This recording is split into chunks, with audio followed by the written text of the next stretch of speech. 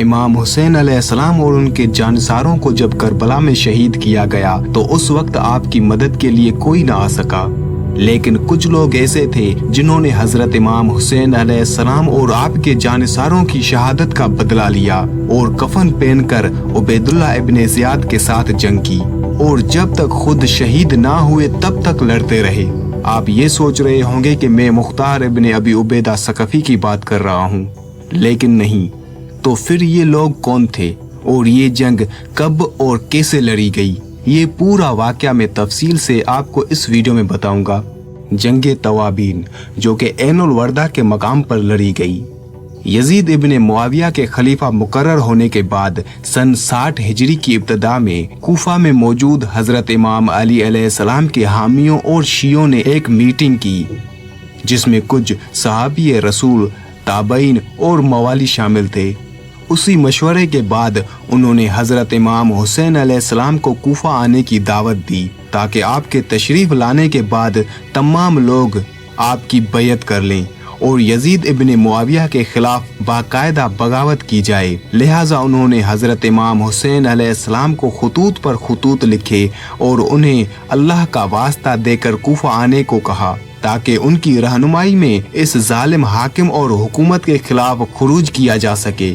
لہٰذا امام حسین علیہ السلام اپنے اہل بیت اور ساتھیوں کے ساتھ روانہ ہو گئے، لیکن جب یہ خبر یزید کو پہنچی تو اس نے اپنے جابر گورنر عبیداللہ ابن زیاد کو کوفہ بھیجا تاکہ کوفہ میں بغاوت کے ماحول کو روکا جائے۔ اس نے کوفہ میں اعلان کروا دیا کہ جس نے بھی امام حسین علیہ السلام کے سفیر حضرت مسلم ابن عقیل کا ساتھ دیا یا ان کے ساتھ دیکھا گیا، اسے قتل کر دیا جائے گا۔ نیز یہ افواہ عام کر دی گئی کہ شام سے یزید ایک بڑا لشکر بھیج رہا ہے جو کوفہ پہنچنے ہی والا ہے۔ عبیداللہ ابن زیاد کے حکم پر اہل بیت کے حامیوں اور شیعوں کے بڑے بڑے سرداروں اور رہنماؤں کو گھر میں نظر بند کر دیا گیا، جن میں سلیمان ابن سرد خزائی، مسیب نجف فزاری، عفا بن شداد بجلی، عبداللہ بن سعد ازدی شامل تھے۔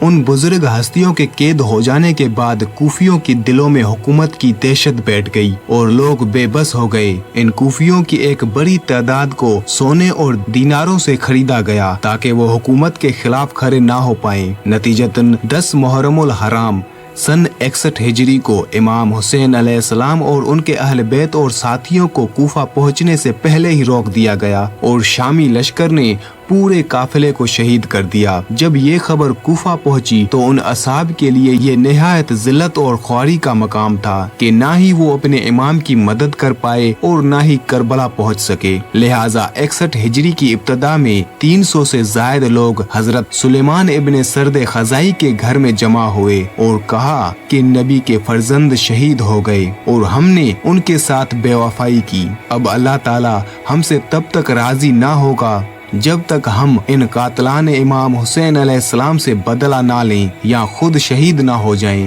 لہٰذا ان تمام کوفیوں نے حضرت سلیمان ابن سرد کو اپنا امام تسلیم کر لیا اور اس بغاوت کا آغاز ہوا۔ دراصل حضرت سلیمان ابن سرد ایک جلیل القدر اصحابی رسول تھے جو کہ مکہ سے تعلق رکھتے تھے اور بیت رضوان میں بھی شامل تھے۔ آپ سے کئی حدیث بھی روایت کی گئی ہیں۔ نبی کریم صلی اللہ علیہ وآلہ وسلم کی وفات کے بعد آپ کوفہ منتقل ہو گئے۔ حضرت سلیمان حضرت امام علی علیہ السلام کے ساتھیوں میں سے تھے اور حضرت امام علی علیہ السلام کے ساتھ جنگ صفین بھی لڑی۔ حضرت سلیمان بن سرد پہلے شخص تھے جنہوں نے حضرت امام حسین علیہ السلام کو خط لکھ کر کوفہ آنے کی دعوت دی تھی۔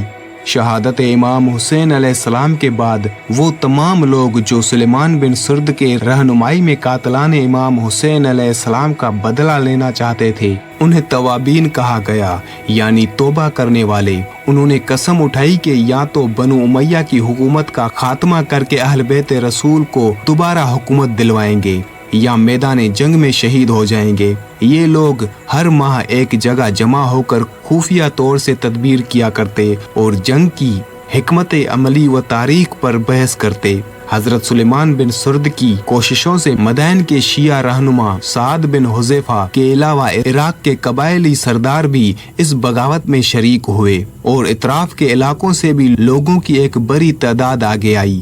रबीउल अव्वल सन 65 हिजरी को मकाम ऐनुल वर्दा में 4000 के करीब तवाबीन जमा हो गए। ये फौज शियान अली, अहल बैत और मवालियों पर मुश्तमिल थी। हजरत मुख्तार सकफी ने हजरत सुलेमान बिन सुर्द को पैगाम भी भिजवाया था कि तवाबीन की फौज को अभी जंग नहीं करनी चाहिए, क्योंकि उनमें जंगी महारत रखने वाले लोग नहीं हैं। उनमें जंग लड़ने की हिकमत अमली काफी नहीं है। हजरत मुख्तार ये चाहता था कि तवाबीन मुख्तार की फौज के साथ मिल जाएं और इस तरह जब एक बड़ा लश्कर बन जाए तब हथियारों और जंगी साजो सामान के इंतजामात के बाद पूरी कुव्वत से बनु उमैया के साथ टकराए। लेकिन तवाबीन निहायत ही बेचैन थे और हजरत इमाम हुसैन अलैहिस्सलाम मजलूम का बदला लेने में उन्होंने और ताकीर करना मुनासिब ना समझा। जब ये लश्कर करबला पहुंचा तो तवाबीन घोड़े से उतर आए और तमाम लोग हजरत इमाम हुसैन अलैहिस्सलाम की कब्र पर गिर गए और गिरिया-ओ-ज़ारी करने लगे और ये लश्कर पुरजोश फौज बन गई। तारीख तबरी के मुताबिक करबला में हजरत सुलेमान बिन सुर्द कहते हैं कि खुदाया तू गवाह रहना, हम हुसैन अलैहिस्सलाम के मानने वाले, उनकी राह पर चलने वाले और उनके कातलों के दुश्मन हैं। उस पूरे लश्कर ने नहर फुरात से गुस्ल किया और कफन बांधा। 25 जमादिउल अव्वल को मकाम ऐनुल वर्दा पर दोनों लश्कर का टकराव हुआ। शामी लश्कर की तादाद बहुत ज्यादा थी, जिसका अमीर उबैदुल्लाह इब्ने ज़ियाद था। 4 दिन की घमासान लड़ाई के बाद बहुत सारे तवाबीन शहीद कर दिए गए। आखिरकार हजरत सुलेमान बिन सुर्द खुजाई भी शहीद कर दिए गए। लिहाजा रफा बिन शद्दाद पीछे हट गए और जो तवाबीन जिंदा बच गए उनके साथ वापस कूफा लौट गए। यहाँ वो लोग हजरत मुख्तार सकफी के साथ लश्कर में शामिल हो गए। बज़ाहिर तो वो ये जंग हार गए, मगर तारीख में उस गिरोह ने हजरत इमाम हुसैन अलैहिस्सलाम के साथ अपनी मोहब्बत, जान निसारी और वफा का सबूत दिया और अपने दामन में लगे दगा और धोखे के इल्जाम को साफ कर दिया।